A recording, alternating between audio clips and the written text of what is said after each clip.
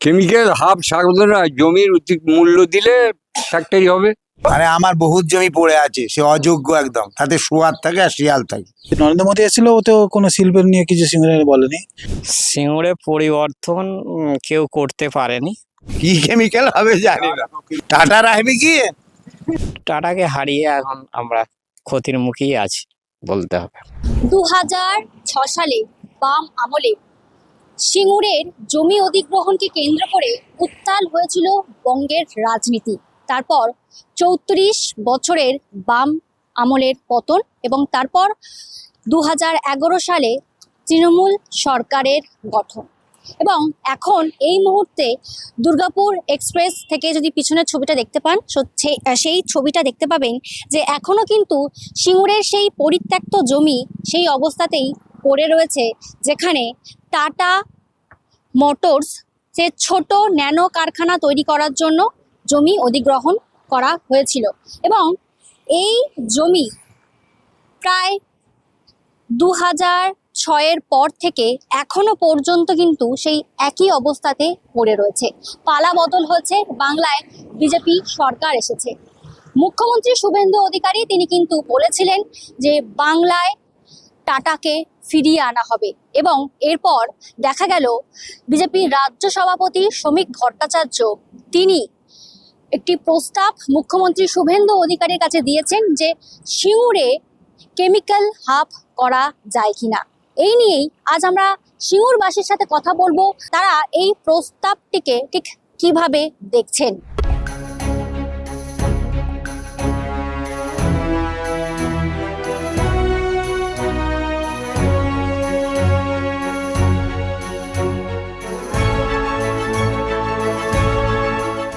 এখন চাষিরা বলছে আমাদের জমি তো ফেরত হয়ে গেছে, আমাদের উচিত মানে মূল্য দিয়ে জমি ফ্যাক্টরি যদি করে করুক, অসুবিধে কিছু নেই, বিনা পয়সায় তো হবে না। আপনার কত জমি ছিল তা ওখানে? আমার 1 একরের মতো ছিল। 1 একর জমি ছিল, সেই জমিটা ব্যবহার করতে পারছেন? হ্যাঁ, সবটাই চাষ হচ্ছে এখন চাষ হচ্ছে, মানে উর্বর হয়েছে। কেমিক্যাল হাফ সাগর না, জমির উচিত মূল্য দিলে ফ্যাক্টরি হবে। তো সেই জমিটা চাষ হচ্ছে, যে সবটাই হচ্ছে কোনো মানে নেই, কিছু রোডের গাগুলো জঙ্গল পড়ে আছে, জঙ্গল হয়ে। সরকার অনেক চেষ্টা করেছিল যে পরিষ্কার করেও দিয়েছিল 2-3 বার, কিন্তু চাষিরা যায় না। মানে আমার বহুত জমি পড়ে আছে, সে অযোগ্য একদম, তাতে শুয়ার থাকে আর শিয়াল থাকে। মানে বড় বড় কংক্রিটের পাইপ আমরা দেখি। হ্যাঁ, সেসব বড় বড় পাইপ, মানে শুধু না, বোল্ডার কারখানা ভাঙা ফেলা আছে জমিতে। এই জন্যই বলছি সে জমি এখন চাষ অযোগ্য, বা যে কোনো কাজে সেগুলো কিছু কিছু চাষ হচ্ছে, এইভাবে চলছে। কি কেমিক্যাল হবে জানি না, টাটা রাখবে কি?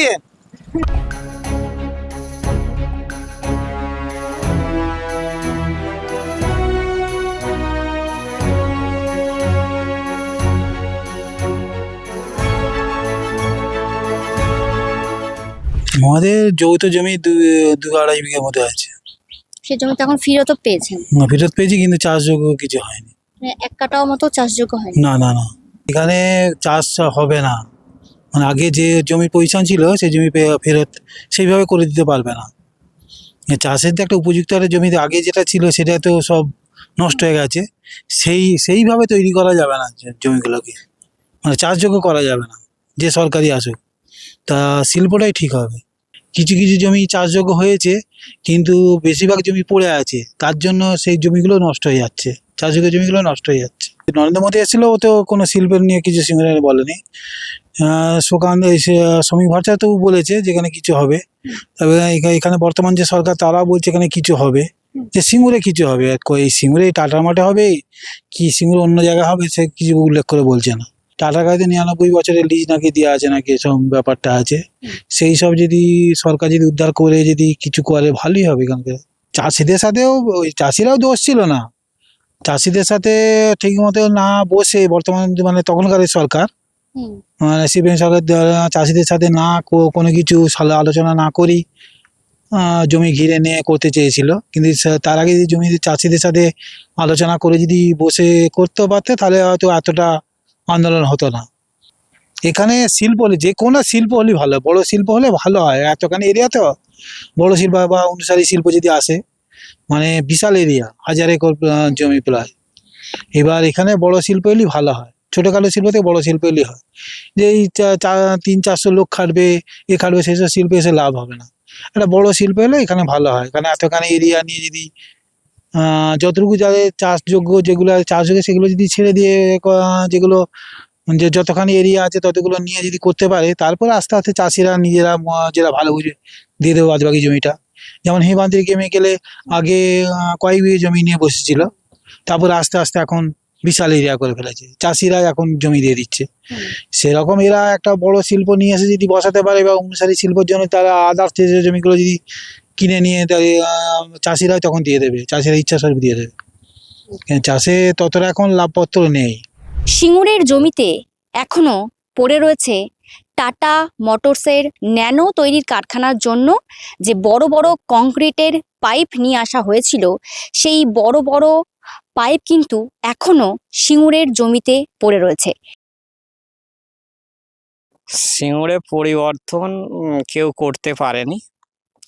2006 সালে যখন টাটা চলে যায় এখান থেকে, তারপর থেকে অনেক কোম্পানি ভেবেছিল যে এখানে একটা শিল্প করব, কিন্তু কেউ আসেনি। টাটা যাওয়ার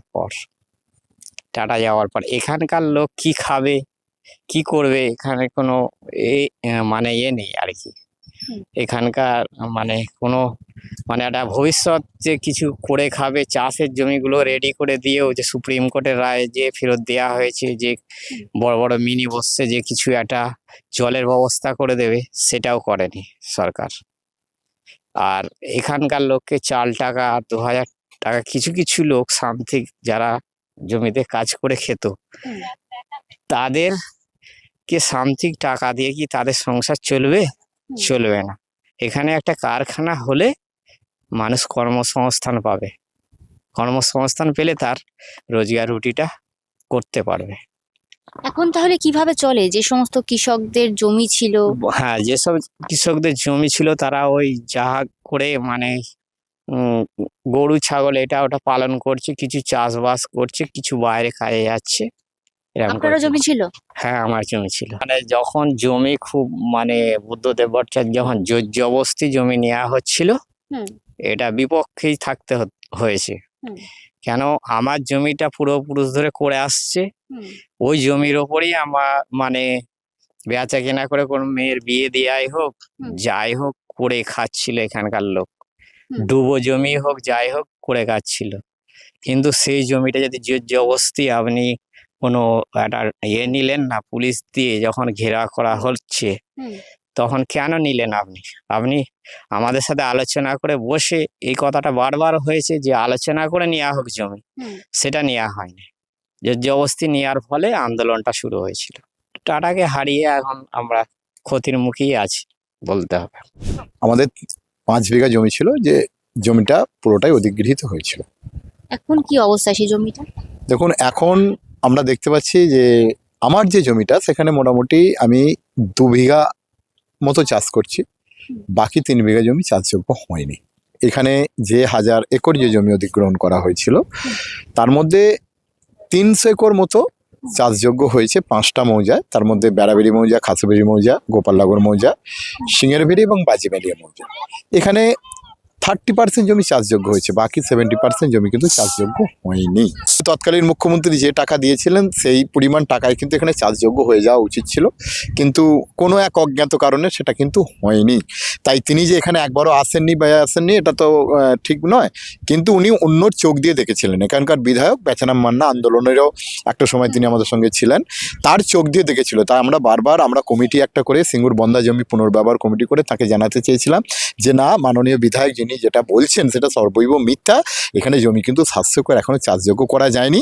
এখানে যে জমিটা চাষযোগ্য এখনো হয়নি 700 একর, তো যদি আরো 200 একর যদি চাষযোগ্য হয় ভালো, যদি নাও হয় যেটুকু হয়েছে, বাকিটা যদি এখানে একটা ভারী শিল্প, যেখানে যুব সম্প্রদায় কাজ পাবে, যেখানে অবশ্যই পরিবেশ বান্ধব, অর্থাৎ মানুষ এখানে শান্তিতে বাস করতে থাকবে। কেমিক্যাল হাব এই কথাটা শুনলেই একটা ভয় তো আমাদের আছে, কারণ হচ্ছে এখানে হিমাদ্রি কেমিক্যালস আছে ঠিক পাশেই, যেখানে কথা আমরা বলছি আর কি। তো সেখানে অনেক সময় পরিবেশটা দূষিত হচ্ছে, সেখানকার মানুষ বিরক্ত হয়ে যাচ্ছে, এটা আমরা জেনেছি। তাই কেমিক্যাল হাব বলে যদি যদি এখানের বাতাস এখানকার পরিবেশ নষ্ট হয়ে যায় আমরা সেটা নিশ্চয়ই চাইবো না। যদি আমরা যে বলছি যে শিল্প সেটা কেমিক্যাল হাব মানে যদি এটা পরিবেশ বান্ধব হয় তাহলে আমাদের তো কোনো অসুবিধা নেই। আমরা চাইছি যে কোনো একটা ভারী শিল্প, যে শিল্পটা অন্তত 500-600 একরের মধ্যে গড়ে উঠুক।